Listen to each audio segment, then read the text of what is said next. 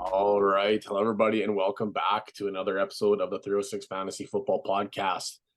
We're here recording for our Wednesday, January 10th episode number 112. And we are into our, I wouldn't say the off season. Well, I guess it's kind of the off season, I guess, for fantasy purposes, but into the playoff portion of our podcast. Where we talked a little bit on the last episode, we transitioned a little bit away from the fantasy aspect and whatnot, and a little bit into I guess some playoff stuff, and then we do what's called the DFS, daily fantasy sports. And you might have heard us talking a little bit on the pod this year. All three of us were in a inaugural DFS league that we tried firing up this year and seeing how it went. I don't know. I guess you guys can talk to a little bit too. I would consider that it was a success for the most part, something that I would definitely look at doing again. But we're going to be doing some DFS. We've done this every year where we set our DFS line was based on the playoffs. You guys can do that at home as well too, and compete against your some friends. You can compete against random strangers to win money. You can do all kinds of stuff. So we're going to do that here, and we do a little bit of a wager amongst us. And each week you collect points for wins, 2 points for the first place, 1 point for second, 0 points for last. And then by the end, I think Zach won last year and Armin won the first year. So I'm the only one here with not a win. And I think it was last place had to double down on the cons. I can't remember how we all shook it down, but we'll figure out what the payouts will be and the punishments will be. But we'll get more into that kind of as the episode goes on. But before we get started here, we'll say hello to the fellas and we'll get things going. First of all, Zach, over under. What's the chances that Mike Vrabel is going to be the coach next year for the New England Patriots? I got my fingers and my toes crossed. So, well, they were going to trade for him. Now they can do it for free. So, yeah, exactly. Rumors were yesterday, possibly a trade, and this morning around lunchtime, don't have to do that no more. And Armin, what's been keeping you busy? Oh, basketball, and like you said, that DFS league, I'd say it was a great success. I came away with some money, so I'm pretty happy about it. And I think last year is the year that I beat you guys and Zach won the first year. Oh, yeah. If I have to look back in the history books, because you were touting me as the DFS guy last year when we started, and I was like, I lost last year, or like the very first year we did this. Yeah, it wasn't even that big of a pain in the butt to like organize too, other than you had to make the thing, send it out every week, whatever. But then you just put the results into a spreadsheet. It wasn't too bad, but it'd be nice if there's a platform that kind of did it for you. I mean, the FanDuel does it, but they take a pretty decent cut, and then it's a pain in the butt trying to make sure the money goes through. Right? Anyways, they worked out pretty good, but we'll see if that's something that comes around again next year. Yeah. Coming up here, it's already on our social media. So if you're listening and you want to be a part of it, the 306 Charity Bracket Challenge is up and running. It's on our socials. You can print it off, fill it out, take a picture of it, or you can screenshot it, fill it out with your smart device, save it, screenshot it, what have you, send it to us. Once we get it, we'll send you a confirmation, and we'll send you the email of where you can send the money transfer, and you're in. You're going to get a chance to win some signed memorabilia, 22 fresh care package, among other possible prizes as well. Last year was a great success. I think we had over 30 brackets submitted. I can't remember the exact number off the top of my head, but it was a great turnout last year, and we're hoping for another good turnout this year because we mentioned it before, and we're going to mention it again. We're hoping to surpass that $2,500 benchmark we've got set for ourselves this year. We also have not only the bracket challenge, but we also have the watch party coming up as well too. I know that's not for another month for sure. It'll be Super Bowl on Super Bowl Sunday. We've confirmed that Rock Trout Events Center will be hosting us again there with we'll have raffle tables, we'll have the 50-50s again, snacks, drinks, we'll have the Super Square board again. That was a great success last year as well too. And once again, all that money is going to a great cause. It's going to the Ronald McDonald Charity House. So awesome proceeds and an opportunity we talked about last episode. We'll talk about it in the upcoming episodes. Lots of opportunities to be able to contribute to the charity this year. So get things going here. But I guess before we do a little recap, or I guess did either of you guys happen to watch the National Championship last night with Michigan giving Washington a bit of a licking?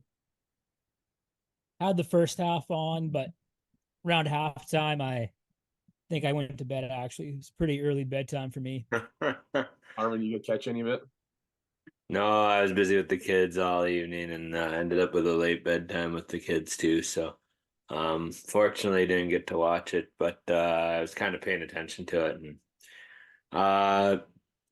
it looked all right, but not one for the ages kind of thing.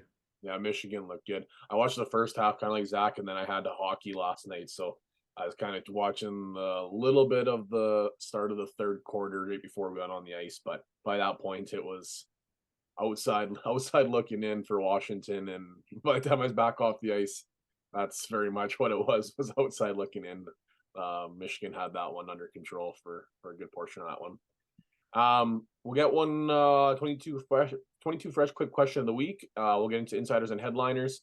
We'll get into our playoff picks, and then we'll do our wildcard weekend fan duel. So for those of you that haven't been with us before, that's kind of the layout of these episodes until we get to our fantasy awards, which comes up in a couple weeks too. So that's one to look forward to, but at least you know the format for the upcoming episode. So without further ado, we'll get into the quick question of the week segment.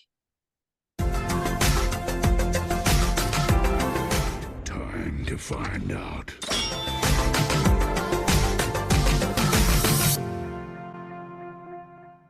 Okay, so this one, it's I guess it's a bit of a loaded question. I mean, it's easy to say you just want to take the best quarterback and the best wide receiver and stack those together, but a little bit of meat potato going to considering draft capital and all that stuff as well. The question is, who is a quarterback and wide receiver, or I guess quarterback and tight end, I guess if that's the direction you want to go.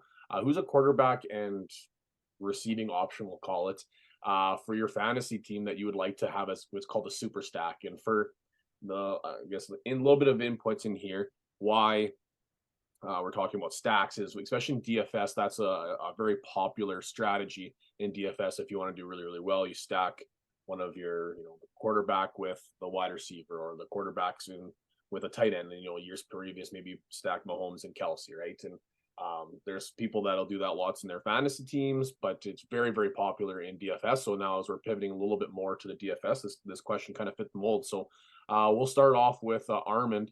Who's a quarterback and either wide receiver, tight end, whatever you pick, that's a super stack that you would love to have on your team next year? Well, if you look at the docket, it's really confusing because I thought you had put a stack of a QB, wide receiver, and tight end all at once. So I put Jefferson, Hawkinson, Cousins, because I was like, that'd be a heck of a stack that you could actually achieve in a draft or even DFS because of their prices. But with the just QB and wide receiver, or two players, QB pass catcher, I went with Richardson and Pittman. For next year, I think that could be a league-winning duo.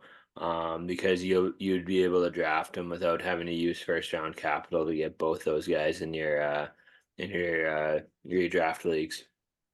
Yeah, that's even your first one. Like, you had Jefferson and Cousins in there. Like, Cousins is going to be a late round quarterback. That's if he signs with Minnesota again, and Yeah. But he's not going to be he's never been a high draft capital quarterback. So if you're lucky enough to get a top 5 pick, you get Jefferson, and somehow in whatever fashion, if it's 101, 102, 103, or however far he drops, that'd be a fun stack. And I imagine that's a stack that a lot of people would be targeting if you end up getting Jefferson. Well, yeah, and if Cousins gets back to the form he was at the beginning of the season, he was on pace for a top 5 fantasy QB season. We got him as a throw-in in one of our dynasty leagues. We traded Goff. We got a second this year, a second the following year, and then we got Cousins as a throw-in. So if he comes back, that trade's looking pretty darn good. So yeah, that's somebody I'll be watching for this season. Zach, this one, this was what you put in there. I heavily thought about this one. I ended up going a bit of a different route, but this was two guys that I was very intrigued on putting down for my answer. Yeah, I went with the Dallas options. I went with Prescott at QB and Lamb at receiver. Prescott finished this season as QB3. and Lamb finished as wide receiver 1. And I think the beauty of this is even with Prescott's high finish this year, QB3, I don't think you're going to have to draft him as QB3. I still think the likes of Josh Allen, Jalen Hurts, Lamar Jackson, Patrick Mahomes, those types of players are going to go before him. So you're going to get Prescott a little bit later than you likely should. But I just think the names ahead of him, especially with their rushing upside, you won't have to spend up to get him. Lamb, though, I think you're going to have to invest for sure a first round draft pick in. Quite possibly one of the first 2 or 3 draft picks. I think this upcoming season. Yeah, I've been looking at a lot of different social media platforms that are projecting what the first round is going to look like next year, and they have him anywhere from like the 103 to back end first. So it's going to be interesting to see what the offseason produces for CD. But that's a stack that if you had them this year, you'd be hard pressed not to have won your league. Like you'd be probably did pretty darn good for yourself. My stack I put 2 because Tyreek and Tua was one that I would obviously want quite a bit of. Tyreek led the league in reception yards this year, finished I think 2 points, maybe 3 points behind CD for wide receiver 2 on the fantasy season. And other than being nicked up and a little bit hurt down through the middle of that stretch, I think I was pretty positive that Tyreek was going to break the single season receiving yardage record over Calvin Johnson. I'm looking for that to repeat itself next year. Tyreek will be a first round pick. It's pretty standard. But then Tua, once again, kind of a similar discussion as Zach had, where Tua, he's not a top 5, not even a top 6 like round quarterback. You're looking at him as maybe the 7th or 8th round quarterback in single Q leagues. The other one I looked at too was Herbert and was Keenan Allen.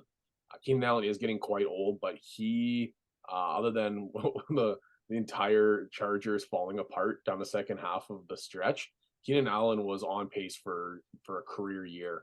And Herbert, got hurt. He had a little bit of a regression this year. So his draft capital is going to be a little bit lower than usual too. And Keenan Allen getting older, his draft position is going to get a little bit lower too. So almost like a similar argument to what Armin had for Pittman and Richardson, where you can get them a little bit later than some of these other stacks you get. Obviously, the stack that I'm taking in that point would be a veteran perspective, where Armin's taking, the young up and comer perspective. But that's one that I'm going to have my eye on quite a bit, because Keenan Allen was kind of forgotten about going into this fantasy season as like, he's the old veteran. He's old. It's, they drafted Johnson. His time in the Sun's over. And well, Keenan Allen was electric for 3/4 of that fantasy season. So that's another stack that I'd be pretty interested in watching him, because I think Herbert is going to be one of the biggest values in next year's draft, just because of how bad the Chargers were this year, how bad he was, injuries and non-injuries. There's a lot of factors that went into that. But I think he's going to be a big value in fantasy seasons. Insiders and headliners. A couple things we'll talk about here. Chopping day. Some coaches are fired. Thank God. Arthur Smith. A lot of fantasy managers, a lot of Bijan managers, maybe Kyle Pitts managers, if that has. Ooh, yeah. But I saw the thing. First, he has 3 years left on his contract. He's gonna make $17,000 a day for 3 years just because Atlanta fired him. So I thought that was pretty funny. That like the scene for Moneyball where it's like, no, that's not what I think of you. That's what the Yankees think of you. They're paying you that much to not play for them, or like whatever that scene is in Moneyball. That's what I think. Yeah. Arthur Smith, they're paying him to just not coach for them because he was so god awful. Ron Rivera also fired. I know, Armin, you put in there Eric Bieniemy. Is he up next? I'm very curious if that is going to happen next. I know they were like Washington's throwing names out left, right, and center who they want to bring in and interview and whatnot. But I think that would be an easy fit, and if not only offensive mind, but just familiar with the organization. But whether or not that happens, I don't know.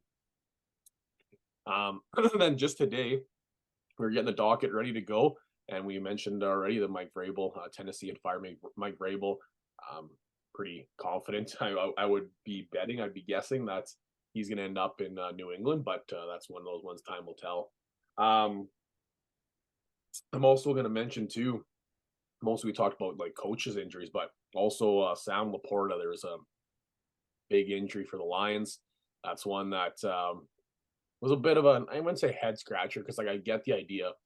You can climb one spot, which grand scheme of things is kind of whatever. You've already made the playoffs, but you want to get momentum. You want the offense clicking. You want to be good, but losing one of your top offensive weapons, like if you looked around, there's like Philadelphia is dismantled right now. Hurts, whether he break a finger or dislocate a finger, I can't. I'm trying to find the report. I can't find exactly what it was.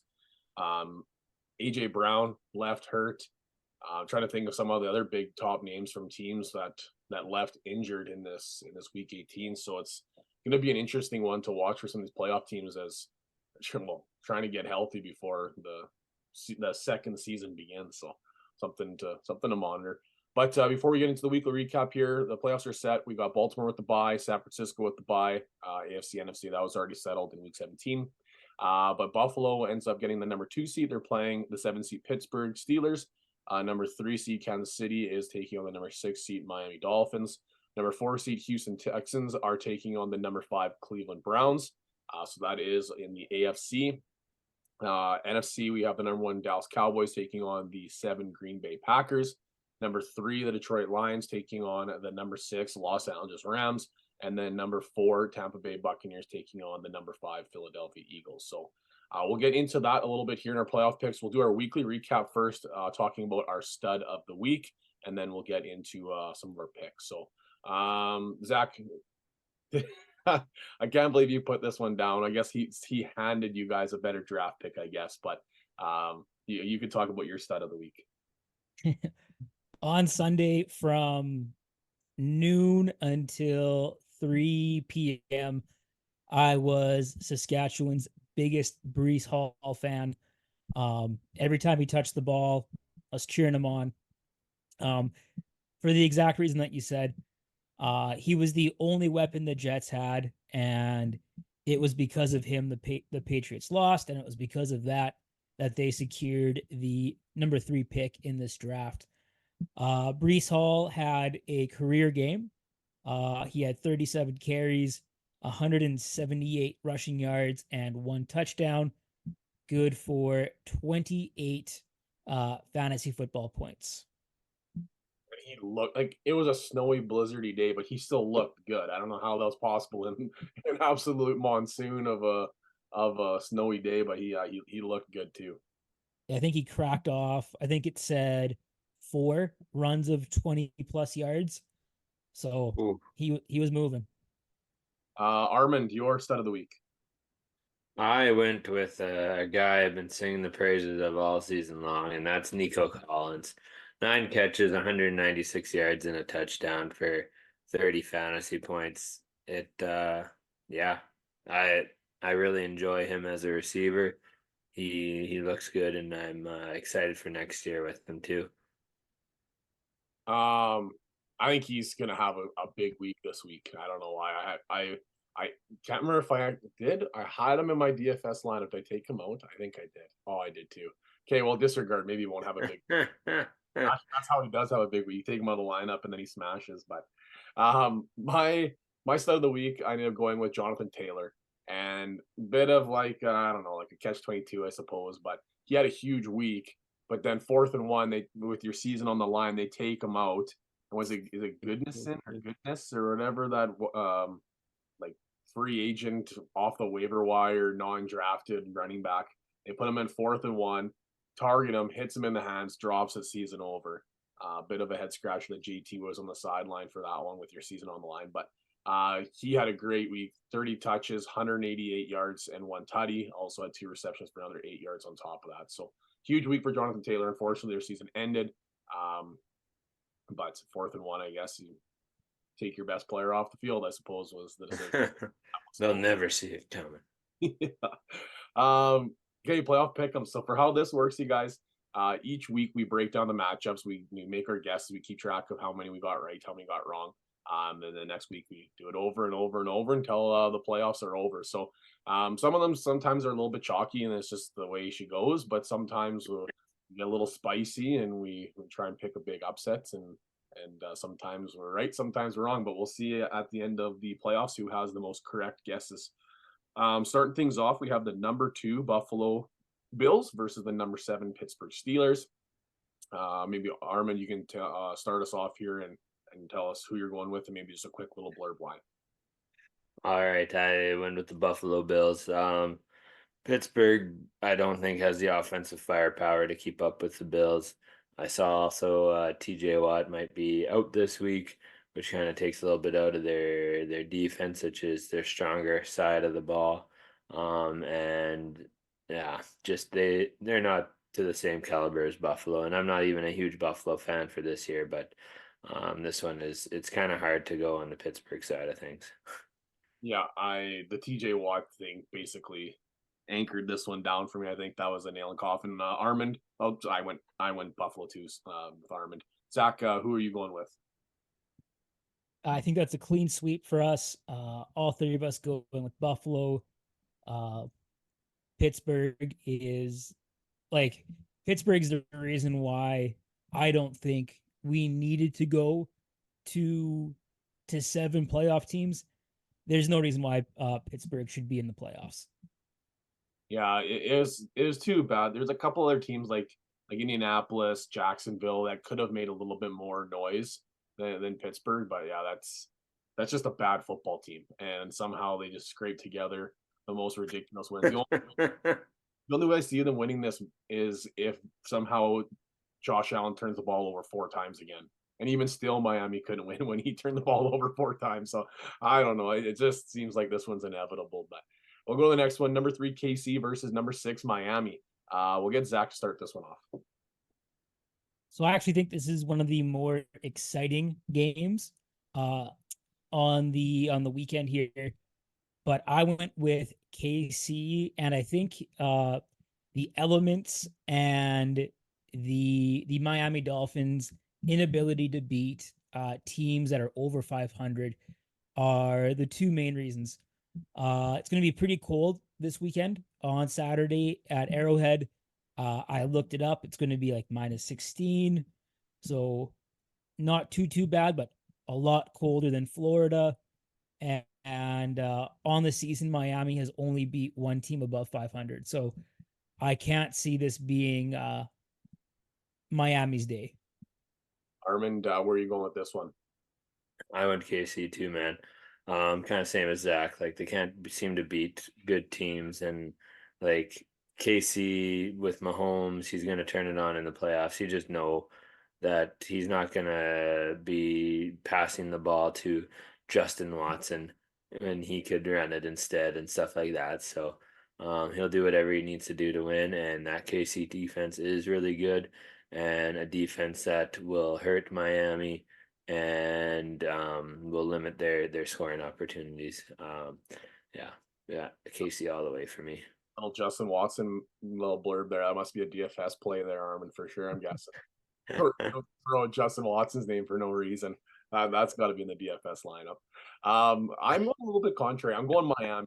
I think this is a bit of a hot take.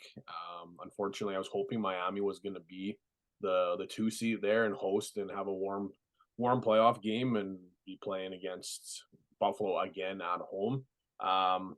But that being said, Patrick Mahomes has never played in a road playoff game, and he's still not going to, because he's not going to make it out of the first round here. He's not going to have to play a road playoff game. Tyreek Hill, this is it's a homecoming for him. They played each other, if you remember, but it was a London game or a Germany game. I can't remember. It was an overseas game regardless. So a bit of a hot take here. I am going to take Miami. I think Tyreek in the homecoming game is going to smash. Miami's going to have their secondary back, which is going to help. Very aggressive secondary, especially what's his name, the Canadian there. Javon Holland. Yeah, Javon Holland, thank you. I think he's very, very underrated. I think he's very, very good safety. He didn't play this last week. He should be back here for this one. So, bit of a hot take, but we'll go Miami. The last one in the AFC, we got number 4 Houston versus the number 5 Cleveland, and this one's interesting. And this, regardless, it's the tale of the quarterbacks. We've got CJ Stroud, the rookie quarterback, making his debut, and on the other end, the whatever an opposite of a rookie is, like the veteran of all veterans, we got Joe Flacco leading the Cleveland Browns. So we'll go. I'll start this one off. I think this one might even be hot takey too. They're the 4 seed, but they're not the favorites in this one. Cleveland is, but Houston's playing good ball right now. CJ Stroud is letting her rip, and he's kind of got that, like, I wouldn't say blinders on, but that's what I'm expecting. It's, you can't feel the pressure if you don't know what the pressure is. You're just going out there playing ball, letting the ball fly. All season he's just letting rip. It doesn't seem like he's under pressure. Doesn't seem like he's stressed or nervous going into these games, and that's the type of game I think you're going to have to go into the playoffs, and you're hosting, and it's just going to be, hey, what do we have to lose? Let it rip. Like, we were supposed to be super bad. We were a top 2 pick this last season, and we made the playoffs, and what do we have to lose? Let her fly. And that's what I'm kind of hoping CJ Stroud is just gonna, like, I'm hoping this game's gonna have 1,000 passing yards between both. But I'm gonna go Houston here. Armand, are you joining me, or are you going against it? I'm going against it, and the main reason is Cleveland's defense. They are an incredible defense. I think this is where you're going to start seeing a game plan specifically trying to stop Stroud's air attack, and Cleveland is just too good defensively to let him put up the numbers he has in all season. He'll probably make a few big plays here and there, but I think generally throughout the entirety of the game, Cleveland will be able to kind of shut down that Houston attack, and then offensively, Cleveland is going to be better than Houston's defense. Plain and simple to me, but I'm rooting for both teams on this one. I love both team stories for this season, and whichever team makes it out of this round, I'll be rooting for the rest of the playoffs. Before we go to Zach here, there's 4 teams that are in the playoffs that have not won a Super Bowl: the Cleveland Browns, Buffalo Bills, the Detroit Lions, and the Houston Texans. So there's 4 teams that are in the mix for their first Super Bowl. I think I have the 4 teams correct there. I might have to double check that. But 3 of them obviously being the AFC, so a pretty good little chance that one of those teams maybe will come out of that one. But Zach, who are you going with here? I am siding with Armand and the Browns. Both these teams are very evenly matched. On the season, the Browns had 1 more win than the Texans. Both teams have a top 13 defense in terms of points allowed, and both teams have top 13 offenses, points per game. So both teams very evenly matched. But I think the difference here is going to be the experience. Opposite of what you said, I think Flacco's experience is going to be the difference maker compared to Stroud's inexperience on this stage. Granted, big stage in college, but not quite to the level of NFL playoff football.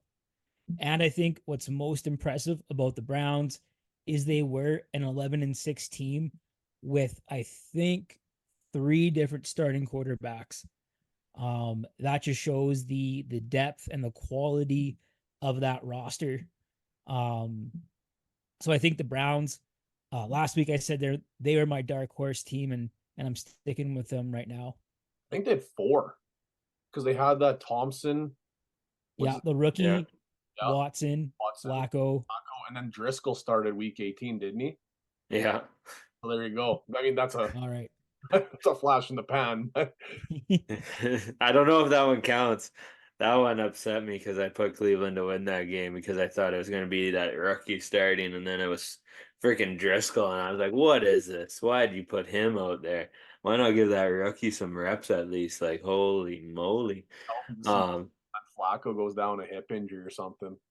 Well, Um, yeah, you're not playing Flacco, but I don't know. Here's a little bit of a hot takey for Stroud.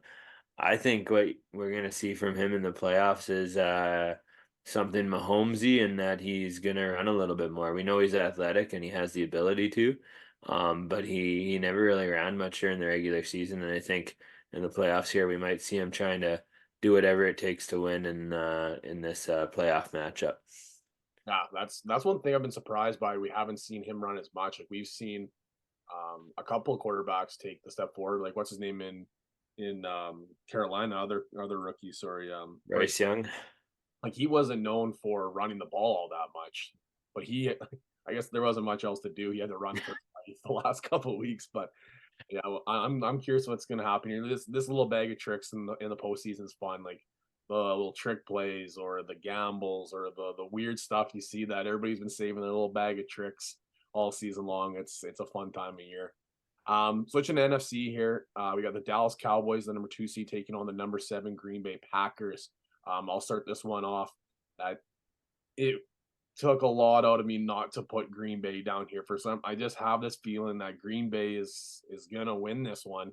Dallas finds a way to they find ways to lose in the postseason, it feels like, but it also hurts me to cheer for Green Bay. So I don't think this Dallas looks like a well-oiled machine.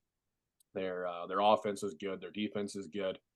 They're going to have to rely on the run game a little bit more because Green Bay secondary is pretty decent, but they give up a lot in the run game. So I don't know if it's going to be the gunning offense that we've seen from CeeDee Lamb and Dak Prescott and even Brandon Cooks in the mix as much. If it's going to be maybe more of a Tony Pollard type game, but I do see Dallas hopefully taking care of business here. I know everybody thinks this is their year. It's one of the better years they've had in a long time. A number 2 seed finish, but we'll see what the story has for them for the whole playoffs. But I do have them penciled in for the round 1 win.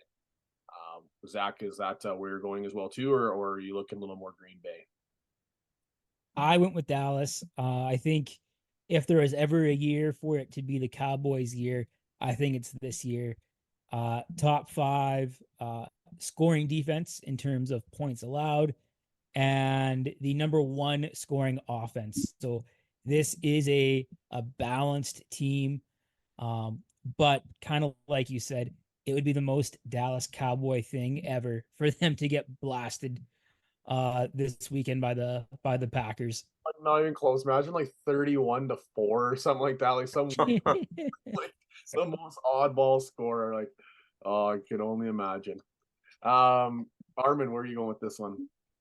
Just call us the Dallas Buyers Club, man, because we all went with Dallas here, and you know what? I agree with all your guys' statements, but if you ask a Dallas fan, every year's their year, Jordan. Doesn't matter. Yeah, I know we have one in our fantasy. Like I'm not gonna throw him under the bus on the pod, but I know he's listening. He'll tell you every year is a Dallas year. I'm going to go to the next one, and we'll start with Zach. Let's rip the Band-Aid off quick here. Detroit versus Rams. Who you taking here, Zach? Sorry to say, but I went with the Rams. Had Laporta been there, would have been very, very different. But I think without Laporta, that offense does take a step back. And the Rams, they're kind of hitting their stride with Kupp fully healthy now. I think the Rams might be a bit of a dark horse. Yeah, you know what, Zach? It sucks. It sucks because I don't want to think it, but I said last week on the pod, this is the team I was the most concerned about the Lions playing. Just the way the Lions offense or the defense has been, I shouldn't say struggling. Last week they didn't do too bad against Minnesota. Gardner Johnson's first game back. I'm hoping Houston's back. That's going to help substantially for the defense. But that offense is clicking for the Rams. And the last I saw, Detroit is still 3.5-point favorites, which I was actually kind of shocked by. But we're in tough. We're in tough big time, and it's I don't know if it's going to be Stafford being rattled coming home for the first time or what's going to take, but I am very, very nervous for this one. Armin, are you with Zach, or are you going Detroit? I am not with Zach on this one. This is the first one in all these ones that I'm not with Zach actually. But I went with Detroit. Even without Laporta, I think our offense will still be able to move the ball. And defensively, like you said, they're getting some guys back. But this this is going to be an intriguing game for me to watch as well. Both 3-6 games are, I think, going to be the best games of the weekend. They're going to be the most entertaining games of the weekend. And honestly, it could go either way. That's a bit of a fence sitting cop out thing to say. But yeah, like LA could win it, and LA could honestly, if they're hot at the right time, like they could go all the way if they're clicking, because they have a lot of the pieces they had on their championship run. Like they have guys that have been there before. And they have younger, more explosive weapons. I would argue on offense. That's, Yeah. that's the thing that sucks, is because I'm picking Detroit. I'm obviously picking Detroit and cheering for Detroit, but if the Rams win this game, I would not be shocked to see them for sure in the NFC Championship. They'll be playing against San Francisco, and they very well could upset San Francisco. Like, book it. If we're talking the pod next week, doing this exact same thing, and the Rams upset Detroit, I'm going to be bitter as all hell. But book it. I'm picking the Rams over 49ers. Like, I'm just going to put that out there. I maybe shouldn't be talking that much, because I obviously want Detroit to win, and I want to be talking about Detroit versus Dallas and get some revenge out there. But obviously, I'm going Detroit. I think this one, like, as concerned as I am, that building is going to be rocking. Like, I looked at getting tickets; they're almost as expensive as the Super Bowl right now. Like, if you look at the cheapest ticket you can get right now is $4,700. Go to the Lions game. It's the first home playoff game in like 33 years or something like that. Like, that place is gonna be bananas. And obviously Stafford coming home, there's gonna be the added elements to that. There's the golf versus Stafford. There's the general managers versus general managers. There's so many different layers to this game. But I, as concerned as I am, because I can see it going sideways, I just have this gut feeling that the Lions are just going to take it to them. Like, it's just like, I think so many people think they're just going to run the ball, run the ball, run the ball, and that's been the MO of the Lions. But man, Jared Goff was number 2 passing yards in the NFL through the whole season, which is like hard to believe. Like, I didn't believe it until I had to go back and reread some of the stats and whatnot. So Amon-Ra is rolling. Obviously, the loss of Laporta, that is not great, but his biggest attribute was his ability in the red zone. He opened up opportunities in the red zone. There are some other tight ends that can do that. Obviously, not the ceiling, not the yak yards that Laporta can bring. But I'm going to see that this is going to be, I'm guessing, a big time game, and I would be betting the over on this one. So I think, though, too, I think this is the game of the week. Like, I think of all the matchups, of all the games, of all the stories, I think this is going to be the game of the week. And that's not just me as a Lions fan. Like, talking to a lot of people, they're like, this game is the one that I've got circled to watch. So I'm pretty excited for that one. And then wrapping things up here, we got Tampa Bay and Philly. So this one's an interesting one, because most people, I think, would have smashed Philly before this past week, but now a bit of the injury bug catching Philly here at the wrong time of the year, and they're on a skid. They've lost 5 of their last 6.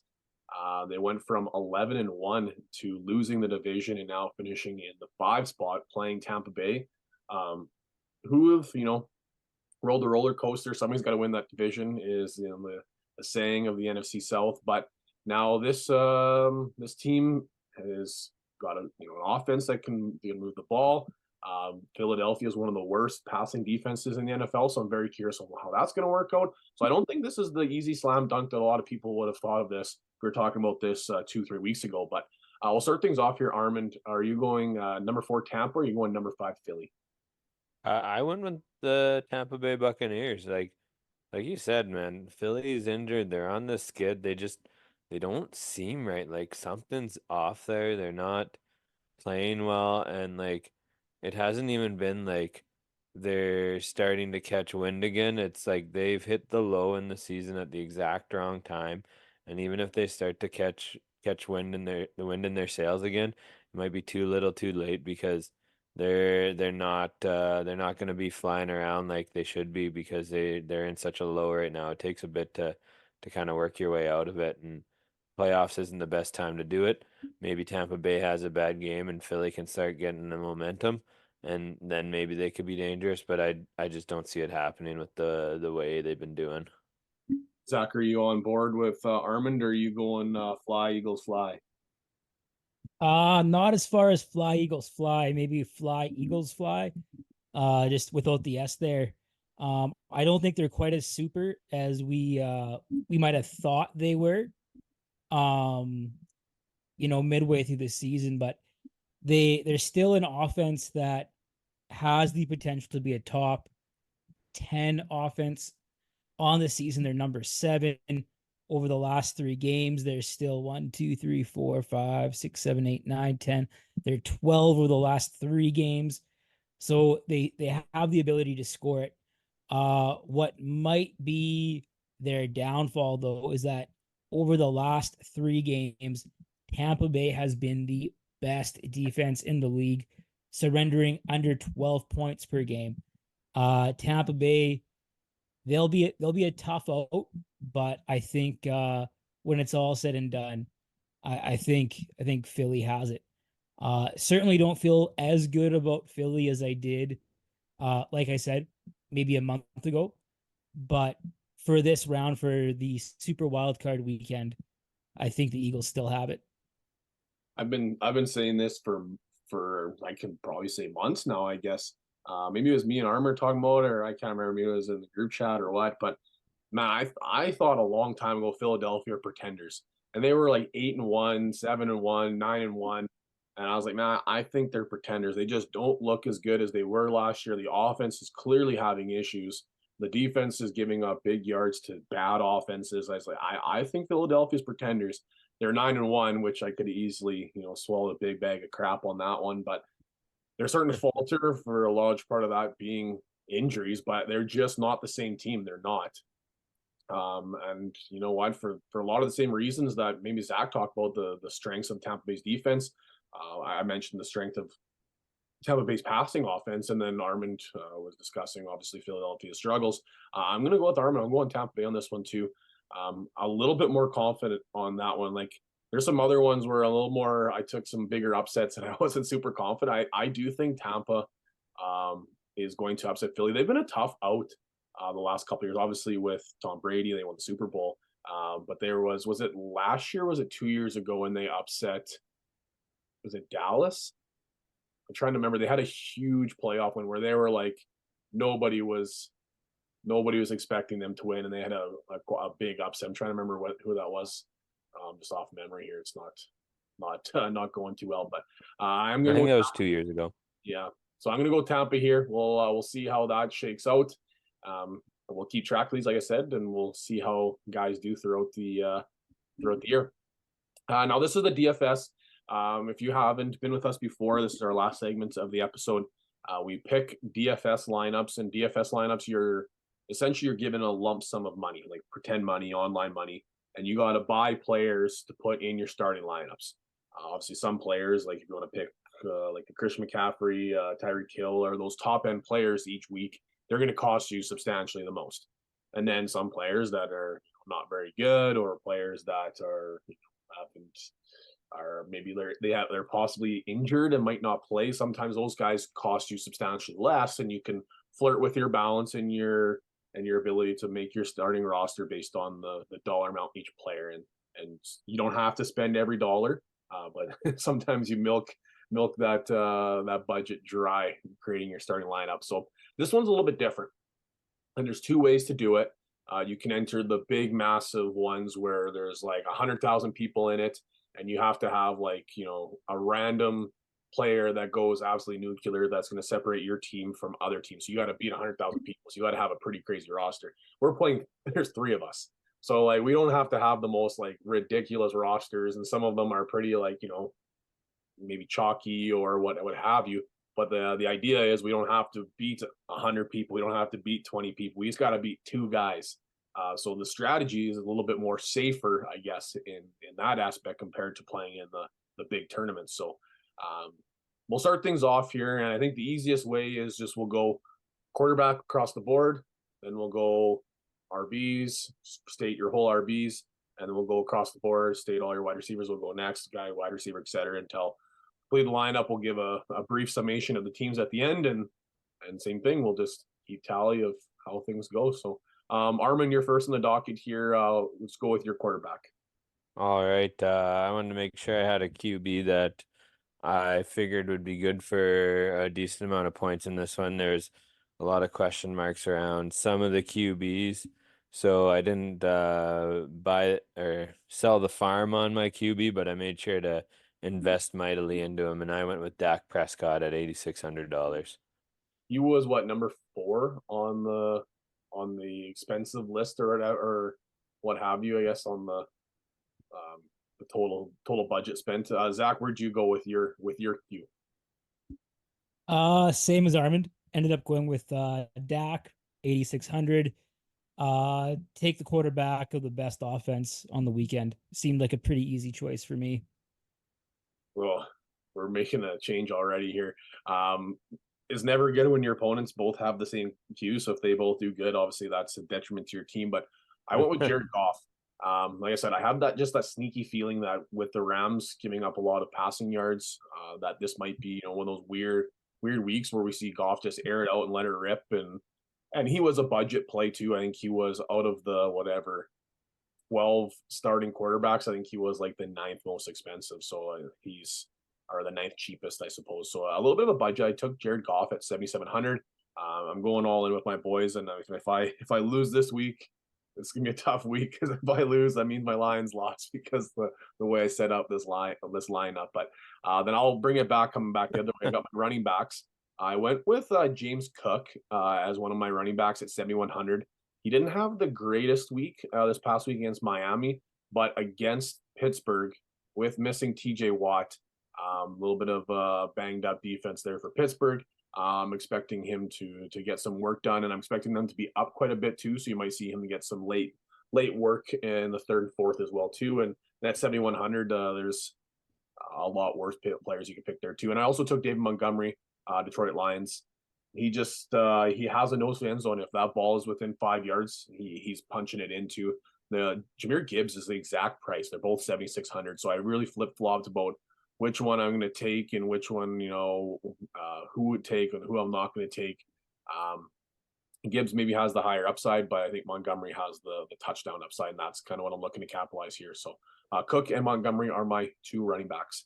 Zach, who did you go with for your 2?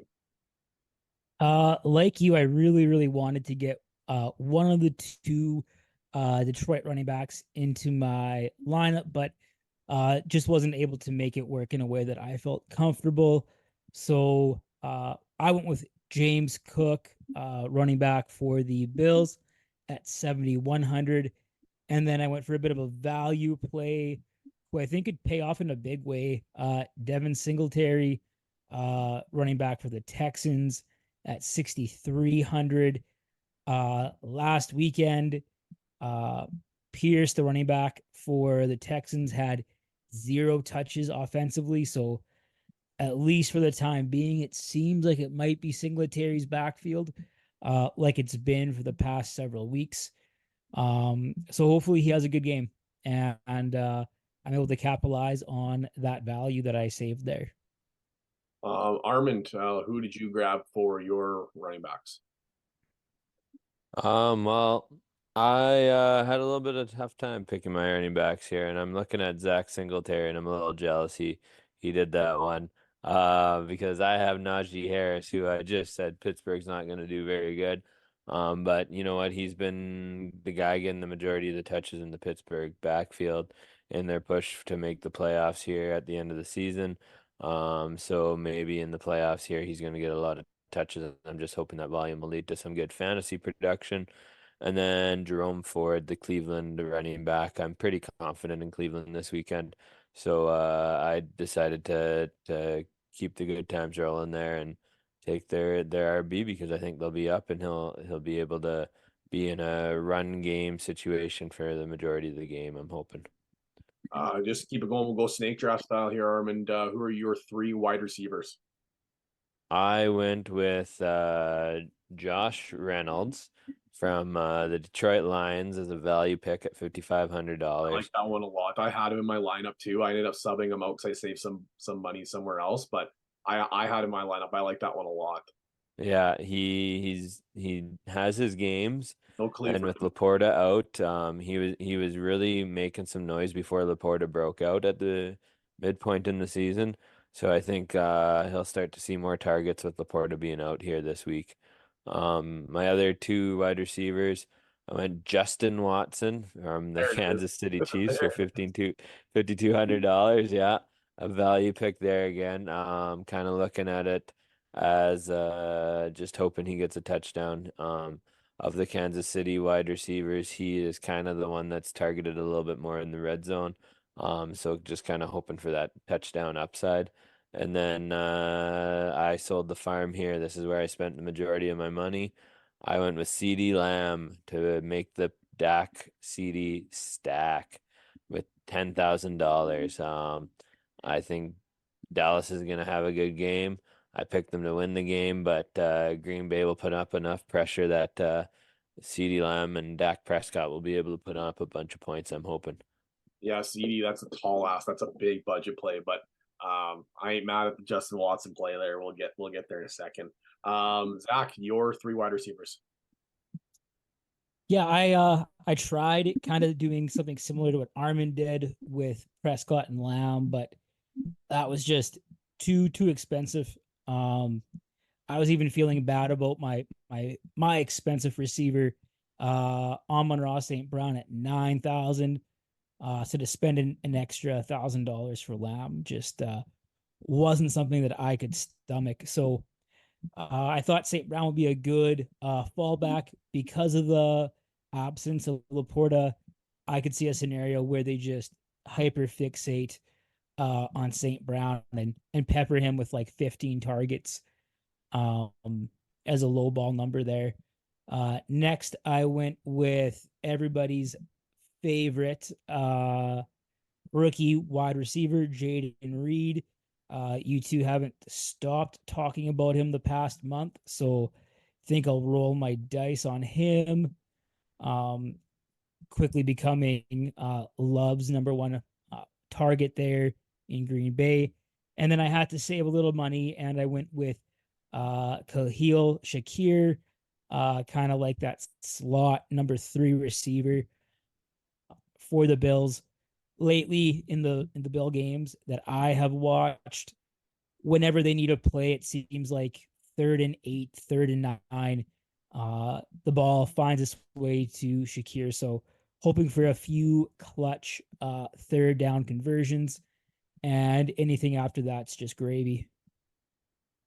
I'm pretty jealous of that Reed one. I tried to figure out a way to get him in with still keeping the key pieces of my lineup, and it just wasn't looking like what I needed to get done. But I am pretty jealous you got him in there. Much the same as Zach. I also have Amon-Ra St. Brown in there for 9,000. That completes my stack. Well, few pieces, I guess, to my Jared Goff. Just that's if they're gonna win that ball game, and if Goff is gonna have a big game, it's gonna come from the St. Brown, the Goff stack. I also took Brandon Cooks, so a little contrary to Armin CD Lamb. I took the Brandon Cooks just because of the touchdown upside. I think he scored 4 of their last 5 games, and I might have to bet that. But he has just been a touchdown magnet for Dak Prescott on that offense, and I'm just kind of hoping that that's going to be where we get some of those big points, especially because of how good the defense is. I think there's going to be a lot of attention to Lamb, and maybe Cooks, one of those guys on the outside that might be able to get one. And then much the same as Armin, I also took Justin Watson, 5,200. It's basically a throwaway value play. 5,200 is very, very cheap, which allowed me the grace to spend a little more money in some of those other key spots too.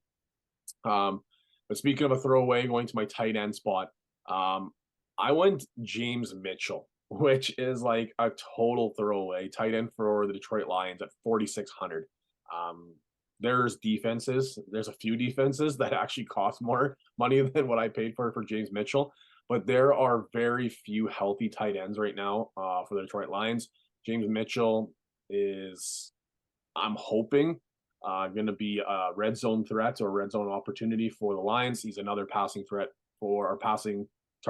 for Jared Goff, my quarterback. So if Goff is throwing touchdowns, I'm hoping that, it's going to be either it's a punch in for Montgomery, maybe a swing or a release or a screen for Montgomery, a red zone release for Mitchell, Monra 98-yard touchdown. I'll also take that, but I'm hoping for a huge Detroit week. Obviously, with you can tell from the premise of my lineups.